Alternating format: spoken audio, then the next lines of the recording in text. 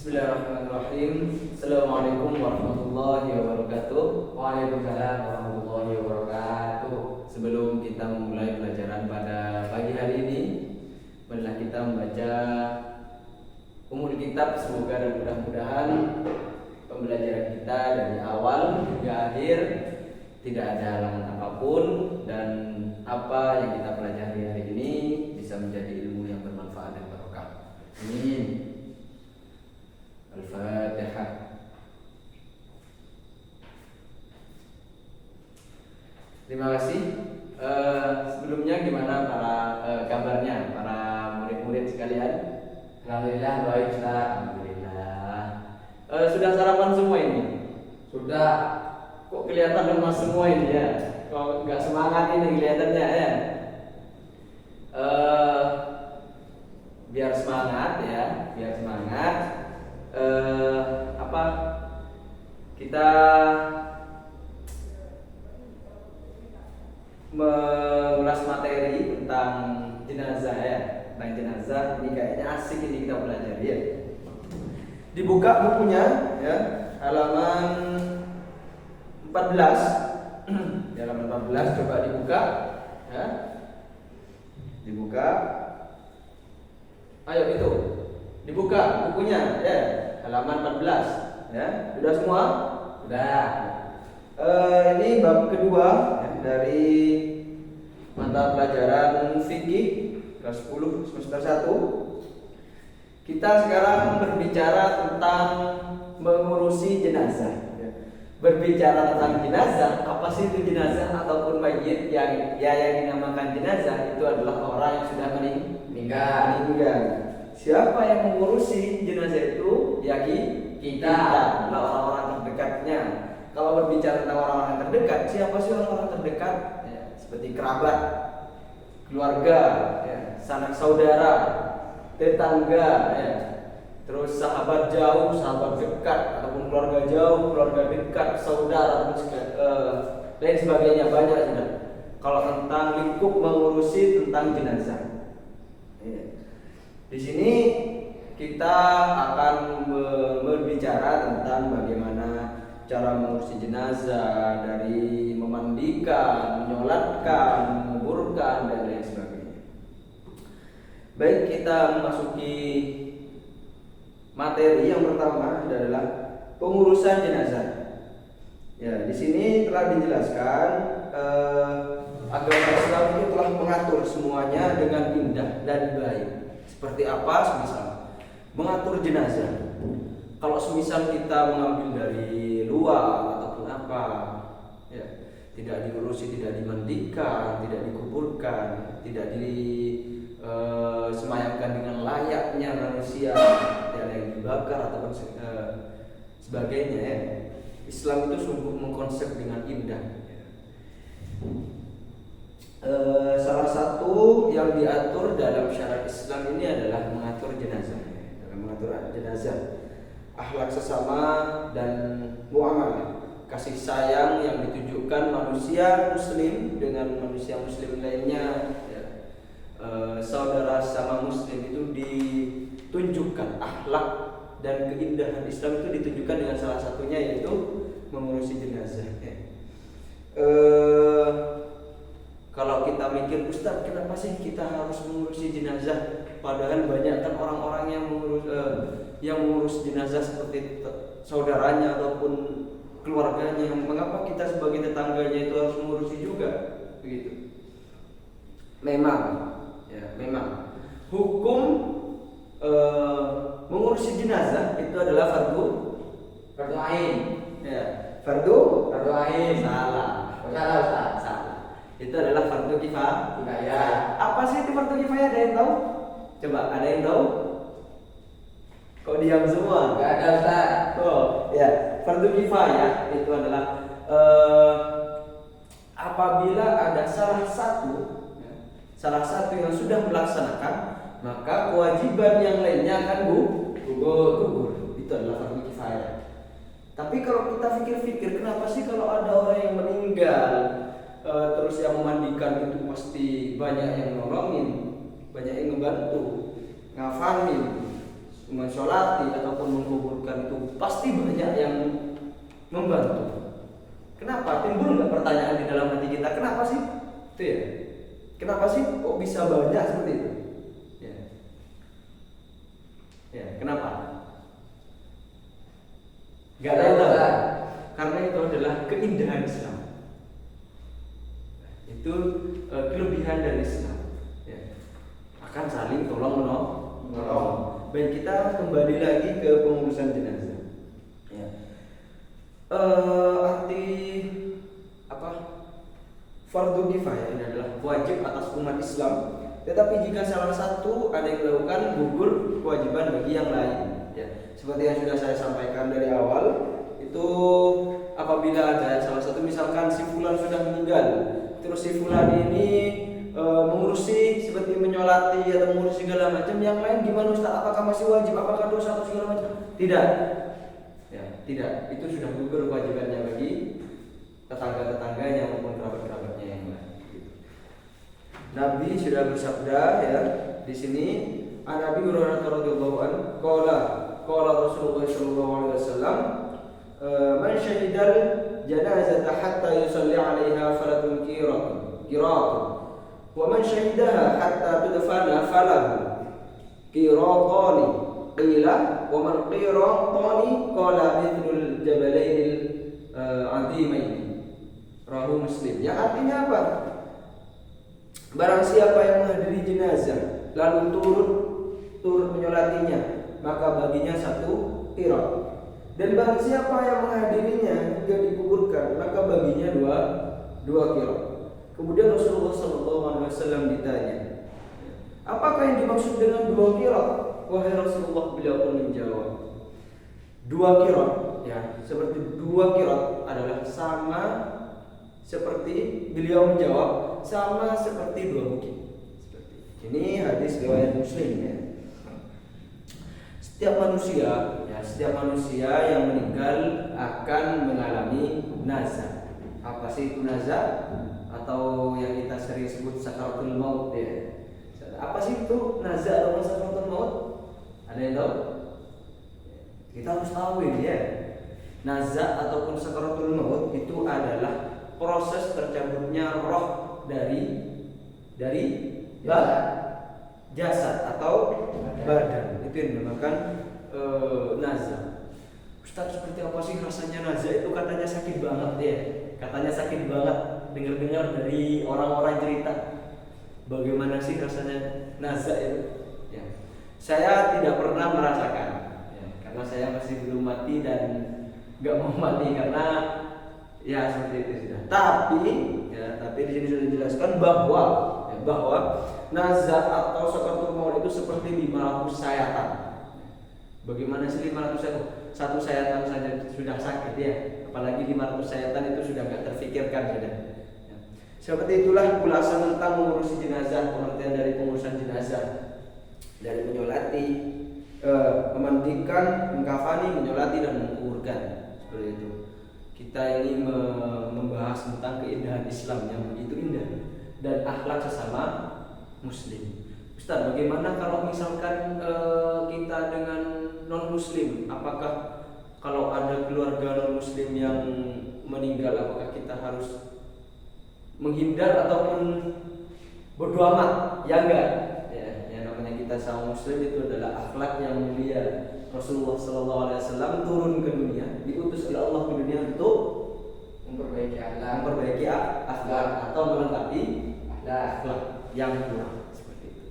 Jadi kita apabila ada keluarga Muslim atau teman kita, sahabat kita, tetangga kita yang Muslim yang kena musibah atau keluarganya yang tidak meninggal, ya kita harus menyambangi juga. Ya, itu namanya saling menghormati. Ya. Selanjutnya kita akan membahas tentang tata cara mengurus jenazah. Ya. Di sini kita harus mengetahui, karena besok-besok kita akan mengalami masa di mana kita akan bersosial, bertetangga dan segala macam. Ya, kita akan memiliki saudara, sahabat, tetangga, dan kita harus tahu tata caranya mengurusi jenazah. Ya. Pertama kali kita harus tahu apa saja tata caranya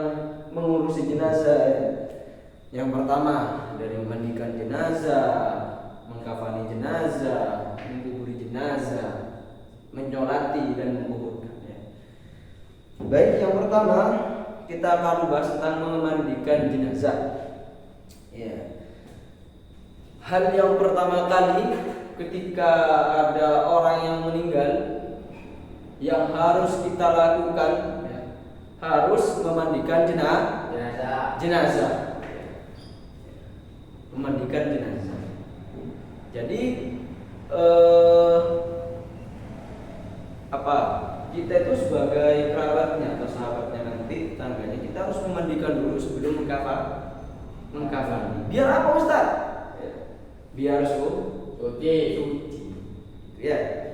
Baik, langsung saja syarat-syarat jenazah yang boleh dimandikan. Ya. Yang pertama, jenazah ini beragama Islam atau Muslim dan Muslimah. Ya. Ustaz, apakah yang non Muslim apa tidak boleh dimandikan? Ya, terserah keyakinan mereka. Kita tidak boleh ikut-ikut, yang penting kita menghormati, gitu ya. Yang kedua, jenazah meninggal dunia biasa, bukan gugur sebagai syuhada, ya. Bukan gugur sebagai syuhada atau syahid, orang-orang yang meninggal di jalan Allah atau berjuang akan agamanya Allah, itu yang dinamakan syuhada. Yang ketiga, badan atau anggota badannya masih ada meski tidak utuh, ataupun misalkan ada orang yang kena begal, yang bilang semua kita terlindungi dari hal itu ya. Kena begal terus badannya terbagi menjadi dua, misalkan ya, tangannya terpotong ya, misalkan tangannya itu ada di sana, ada di hutan nggak ketemu ya, cukup badannya ini saja yang dimandikan, yang tangannya udah biarkan nanti kita cari lagi. Bisa ya, kita cari lagi, pikir carry lah gitu ya, pikir belakangan. Masalah tangannya itu nanti gak usah dicari, yang penting dikuburkan, mandikan, pakaikan kafan, sholatkan, terus kuburkan. Masalah tangannya itu kalau ketemu ya alhamdulillah, kalau gak ketemu ya udah gak apa-apa gitu ya. Terus yang kedua, orang yang diutamakan memandikan jenazah. Nah, ini penting ya, ini penting. Orang-orang yang bisa memandikan jenazah tersebut ya, jangan kita semena-mena untuk memandikan. Misalkan ada kembang desa meninggal dunia, kita langsung saya mau memandikan. Jangan ya, jangan. Kita harus tahu siapa yang bisa memandikan jenazah tersebut. Bukan kita semena-mena karena kembang desa saya memandikan, mau menyucikan badannya. Nah, itu punya maksud tersendiri itu ya. Bukan karena ikhlas dalam hati, tapi ada maksud di hati ya. Itu enggak boleh. Yang pertama, yang boleh, jenazah laki-laki dimandikan oleh laki-laki. Ataupun kalau misalkan bukan laki-laki, itu ada mahramnya ya. Yang mahramnya boleh juga, kalau mempunyai istri ya istrinya atau keluarganya yang diwasiatkan ya, bapaknya, saudara laki-lakinya, kakeknya ya. Istrinya juga boleh karena sudah istrinya ya. Kalau misalkan si fulan meninggal pas istri tetangganya yang mau ikut memandikan, itu nggak boleh karena bukan mahram, takut terjadi fitnah ya. Jangan salah, meskipun sudah meninggal takut terjadi percekcokan nanti ya antara dua keluarga ini, nggak baik. Yang kedua, jenazah perempuan dimandikan oleh ibu, nenek, keluarga dekat dari pihak perempuan ya, ataupun kalau mempunyai suami ya suaminya. Lebih baik dia suaminya. Kalau misalkan suaminya nggak ada lagi di luar kota ataupun di luar negeri, ya neneknya, ibunya, keluarga terdekatnya. Jangan kita ada si perempuan sedang meninggal dunia, janda misalkan, yang nggak ada suaminya, keluarga yang perempuan jauh, terus kita laki-laki berantusias untuk memandikan jenazah wanita tersebut, ya jangan. Masa kita langsung, aduh saya mau memandikan jenazah itu, ya jangan, nggak baik. Takutnya istri kita cemburu, nanti ada permasalahan lagi, ya nggak boleh ya. Karena kita akan mengalami masa seperti itu ya. Terus selanjutnya yang boleh memandikan jenazah, jika jenazah masih kanak-kanak atau laki-laki, boleh dimandikan perempuan. Ya. Anak perempuan boleh dimandikan laki-laki. Itu kalau masih anak-anak, masih balita, ya, ataupun masih 5 tahun ke bawah. Kalau sudah 10 tahun ke atas, jangan, lebih baik dihindari. Ya, nggak boleh. Bukan nggak boleh, takut menghindari sesuatu yang tidak ingin kita alami. Gitu. Terus selanjutnya, jika perempuan meninggal dunia dan yang hidup laki-laki semua gimana? Nah ini dijelaskan.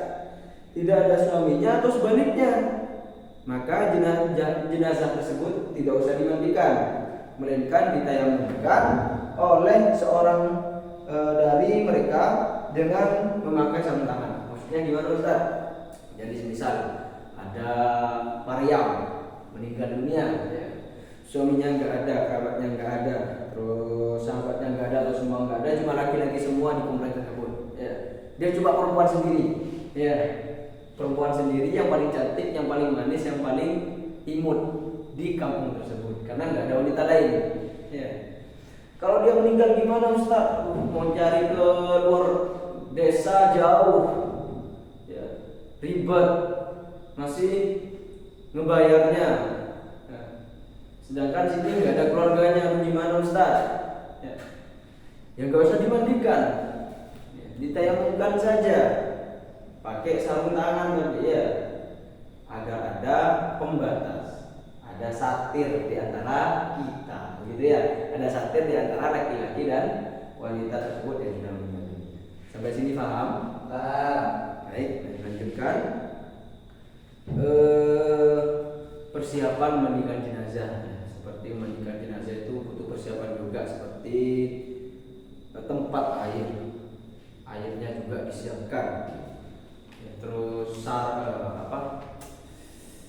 sarung, apa itu namanya ya kalau perempuan itu, ya sarungnya untuk menutupi badan, ya camper itu untuk menutupi badannya, terus penutup di pinggir-pinggirnya itu ya, apalagi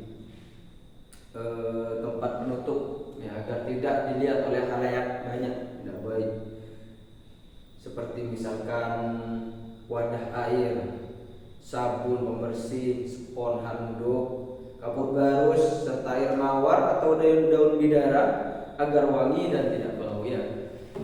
Jenazah itu harus wangi juga, ya. Harus harum juga. Kok jangan pikir kalau misalkan lu sudah jenazah udah mati nggak usah wangi-wangi, nggak baik gitu ya.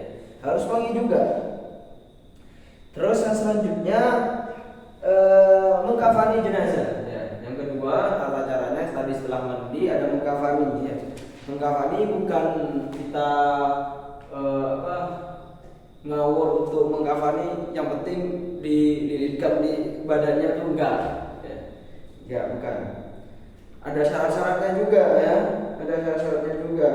Yang pertama, kain kafan hendaknya berwarna putih. Jangan sampai kotor ataupun rusuh, ada noda hitam, coklat, jangan, nggak layak ya. Yang kedua, kain kafan yang digunakan bagus dan menutup seluruh tubuh atau yang panjang, yang lebar gitu ya. Terus jumlah kain kafan bagi laki-laki ini harus penting, ini harus tahu kalian. Takutnya pas kalian menghadapi masalah kayak gini, kalian menyiapkan kain kafan bagi wanita cuma 2 helai, nggak sesuai dengan tubuhnya gitu, yang harus ditutupin. Yang pertama laki-laki, ya. Ini lembar pertama ini paling besar. Ini ada 5 lembar, ya. Bagi laki-laki ini 3 lapis, 3 lembar kain kafan ya. Bagi perempuan itu adalah lima lapis. Yang pertama, lembar pertama itu paling lebar, diletakkan paling bawah. Paling bawah jenazah, sebelum jenazah ini ada kain kafan. Ya, kain kafan. Terus yang kedua ini untuk menutup kerudung kepala, sebagai kerudung kepala bagi perempuan. Ya. Terus yang ketiga ada untuk baju kurung, dipakaikan di sini. Ya, setelah kain kafan yang pertama tersebut. Yang kedua, yang keempat ini untuk menutup pinggang. Ya, menutup pinggang hingga kaki dari sini. Ya, dari sini setelah badan tadi kurung dari sini, terus ke bawah ke kaki. Terus yang kelima untuk menutup pinggul dan paha. Ya, pinggul ya di sini untuk ke paha ya. Seperti itu batas-batasannya. Untuk cara-caranya nanti kita praktek langsung ya. Kita praktek tajhizul mayyit ya. Nanti untuk pertemuan yang selanjutnya kita akan praktek bagaimana cara memandikan, menyolatkan, mengkafani dan mengkuburi. Terus yang ketiga ini adalah menyolatkan jenazah. Meskipun banyak yang menyolatkan jenazah, saya nggak mau ikut Ustadz karena capek. Ya nggak apa-apa. Tapi ini harus diingat. Misalkan dia kerabat kita, nenek kita, kakek kita, ya, kita harus mensolatkan agar apa? Ini adalah penghormatan terakhir kita belum dimasukkan ke liang lahat. Kita harus menghormati, menjadikan apa ya? Terakhir kali di dunia ini kita harus memewahkan, ya, menghormati dengan serangkaian pengurusan jenazah tadi ya. Mensolatkan jenazah dilakukan di tempat yang memungkinkan, jangan dilakukan di tempat yang lazim seperti jalan raya, jangan. Masa kita mensolatkan jenazahnya dipalang di tengah jalan di lampu merah itu ya jangan. Itu bukan gak sopan, tapi aneh. Masa iya kalian menyolati jenazah di lampu merah? Ya kan gak baik ya. Kalau dilindas jenazahnya gimana? Ini bukan cerita Indosiar ya. Bukan cerita Indosiar. Terus sholat jenazah itu nggak ada rukuk, sujud nggak ada ya, cuma berdiri, takbir saja. Ya. Terus di sini Nabi Muhammad SAW sudah menjelaskan, sallu ala mautakum wa sallu ala man qala la ilaha illallah. Ini adalah Rahul Darul Qutni ya, yang artinya salatkanlah olehmu orang yang meninggal dunia di antara kamu, dan salatkan pula jenazah orang yang telah mengucapkan la ilaha illallah. Ini hadis riwayat Darul Qutni. Terus syarat-syarat menyolatkan jenazah itu gimana sih? Yang pertama, bersih pakaian, tempat. Terus badan kita, pakaian kita itu harus bersih dan bagus, rapi ya. Terus tempatnya nggak boleh najis, kita bersihkan dulu. Kalau memang tempat ini kotor, bersihkan dulu. Kalau ada najis kita cuci dulu, biar layak untuk dijadikan tempat untuk menyolati jenazah. Yang kedua, menutup aurat. Ya, masa kita mensolati jenazah itu pakai celana sepaha terus yang enggak layak, jenazah pakaiannya yang enggak baik, bukan enggak baik, memang enggak sah. Terus yang ketiga, hendaknya menghadap kiblat ya. Terus yang terakhir, letakkan jenazah di depan orang yang menyolati, kecuali sholat gaib ya. Ini kalau sholat gaib ya enggak apa-apa, karena sholat gaib ya sholatnya di sini, jenazahnya ada di misalkan di Papua sana ya enggak apa-apa. Itu namanya sholat gaib. Beda bab nanti itu juga. Terus rukun-rukunnya sholat jenazah. Yang pertama, berniat untuk sholat jenazah, berdiri bagi yang mampu, melakukan takbir 4 kali, terus membaca umul kitab Al-Fatihah yang pertama, kedua membaca sholawat bagi Nabi, terus membaca doa jenazah 1 dan 2, terus melakukan salam ya. Terus yang kedelapan tertib. Ya. Terus yang terakhir ini menguburkan jenazah. Menguburkan jenazah. Yang terakhir ini penguburan jenazah. Pengurusan jenazah setelah selesai semua, setelah dimandikan, sudah harum, sudah wangi, sudah dikafankan, sudah bagus ya, sudah rapi pakaian jenazahnya, ya sudah disolatkan juga, sudah ditalqin segala macam, sudah disaksikan, sudah istilahnya disaksikan sebagai orang-orang yang tidak memiliki dosa ataupun segala macam, sudah semua, tinggal untuk ke penguburannya, ya, tinggal menguburkan sang jenazah. Ada tata caranya juga menguburkan, bukan semena-mena tinggal kuburin aja, bukan sama seperti menguburkan kucing, bukan. Ya. Yang pertama, mula-mula kita membuat lubang di tanah, itu lebarnya dalamnya sekitar 1,5 meter, ya. Yang kira-kira lebarnya itu 1 meter. Untuk panjangnya kita menyesuaikan dengan jenazahnya. Yang kedua, pada dasar liang lahat kuburan, ya, sebelum tempat jenazahnya ditaruh, disemayamkan di sana ya, dibuatkan pengganjal dari tanah agar jenazah tetap miring, dimiringkan, dasarnya itu agak dimiringkan atau dikasih pengganjal, ya, biar jenazah itu tetap miring, nggak lurus, nggak terbaring, gitu ya, tidak menghadap ke atas. Gitu. Setelah yang ketiga, setelah itu jenazah masuk dalam liang lahat dengan posisi miring, letakkan kepala ke sebelah utara, dihadapkan ke kiblat. Jadi kepalanya itu, mukanya itu dihadapkan ke kiblat. Pipi kanan dan ujung kaki kanan ditempelkan pada tanah. Saat meletakkan jenazah, disunahkan membaca bismillah atau wa ala millati rasulillah. Bismillahi wa ala millati rasulillah. Terus tali kain kafan di atas itu bisa langsung menyentuh tanah, ditutupi dengan papan. Nah, jadi ketika mayit itu sudah miring juga, sudah layak atau dibumikan, itu dikasih papan, ya, dan yang untuk ditimbuni tanah.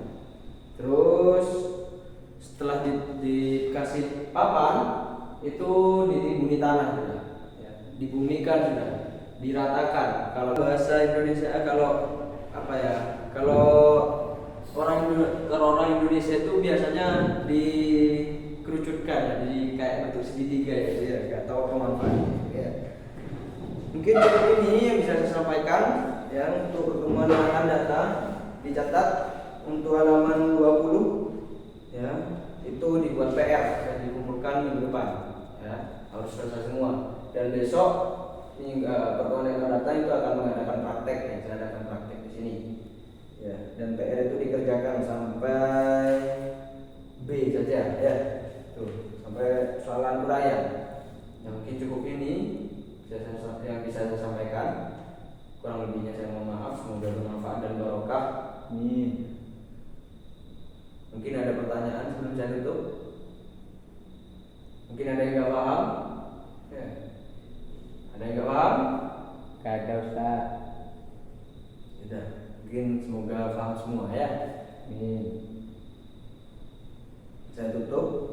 Wassalamualaikum warahmatullahi wabarakatuh. Waalaikumsalam warahmatullahi wabarakatuh.